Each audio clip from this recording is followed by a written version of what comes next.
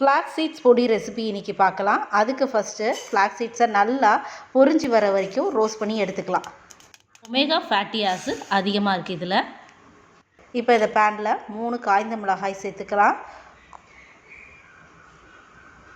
லைட்டாக கொஞ்சமாக ஆயில் விட்டு இதில் பெருங்காயத்தை நம்ம இதிலேயே பொரிச்சிக்கலாம்.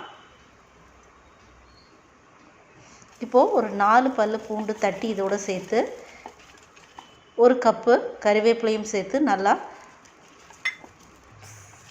கிறிஸ்பி ஆகிற வரைக்கும் இதை வறுத்து எடுத்துட்டு இதோட மாற்றிக்கலாம்.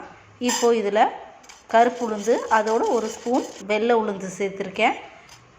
1/2 ஸ்பூன் தனியா. இதெல்லாம் நல்லா ரோஸ்ட் ஆனதுக்கப்புறமா உடச்ச கடலை 2 டேபிள் ஸ்பூன் சேர்த்து அதையும் நல்லா ரோஸ்ட் பண்ணி இதோடு சேர்த்துக்கலாம்.